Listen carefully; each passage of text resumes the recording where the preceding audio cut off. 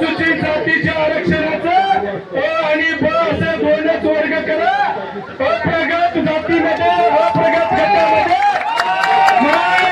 मेहतर, मोची, होल्लार, दक्कनवार, मांगारोडी, बुरुड, निंदू खाटीक अशा लाभवंचित जातीने टाका आणि ज्यांनी लाभ मोठ्या प्रमाणात घेतलं त्यांना ब गटात टाका. आम्हाला 6% वाटा द्या, त्यांना उरलेलं देऊन टाका. हेच खऱ्या अर्थानं शाहू महाराजांचं, फुलेचं, बाबासाहेबांचं तत्व पुढे घेऊन जाणारा फॉर्म्युला असेल. तुमचं सरकार हरियाणामध्ये आहे आणि हरियाणाच्या सरकारनं अ आणि ब हे दोनच वर्ग केलेले आहेत आणि हीच भूमिका आमची महाराष्ट्रातल्या मातंग, मोची, मेहतर, होणार या तमाम सर्व लाभवंचित जाणार नाही. बरं का, आपण सांगितल्याशिवाय मैदानाच्या बाहेर जाणार नाही. आम्ही रक्त ओकून आलोय, आम्ही रक्त सांडलोय. 19 मेला मोर्चा झाला, गुळे अंगावर घेतले, मंत्रालयासमोर पोरं गेले, इथले आझाद मैदानच्या झाडावर माझे कार्यकर्ते गेले. आम्ही किंमत मोजली आणि मुख्यमंत्री देवेंद्र सांगितलं महागामुळे महाराष्ट्रात आमचं सरकार आलं आणि ही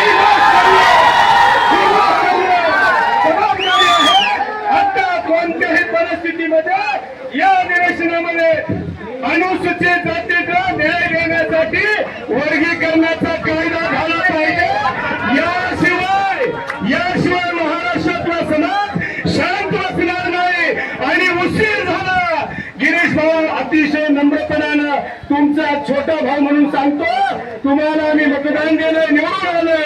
तुम्हाला आमच्या वस्तीमध्ये महाराष्ट्र या ठिकाणी गुलाब घेऊन उभं टाकलंय. तुम्ही वर्गीकरण कधी करणार आहात म्हणून, वर्गीकरण कधी करणार आहात म्हणून गुलाब घेऊन उभं टाकलंय आणि जर झालं नाही तर तुम्हाला आम्ही वस्तीमध्ये फिरू देणार नाही.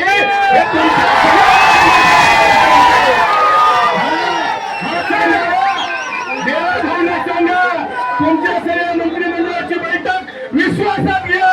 आम्ही तुमच्या सोबत आहोत, आम्ही जीव द्यायला तयार आहोत, आम्ही जीव घ्यायला सुद्धा तयार आहोत. याच्यामध्ये काही विषय नाही. हा लढा बाबासाहेबांच्या संविधानाचं सन्मान करणारा आहे.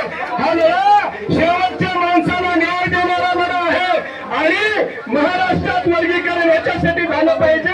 हा फुले शाहू आंबेडकरांनी होता महाराष्ट्र आणि म्हणून इथं पुरोगामी महाराष्ट्राची उंची वाढवायची आहे तर वर्गीकरण झालं पाहिजे. ही आमची नम्र भूमिका आहे. जय लहूजी, जय भीम, जय वाल्मिकी, जय रविदास. वर्गीकरण आमच्या हक्काचं, वर्गीकरण आमच्या हक्काचं. वंचितांना वाटा, वंचिताचं वेगळं पेट, वंचिताचं वेगळं पेट. धन्यवाद.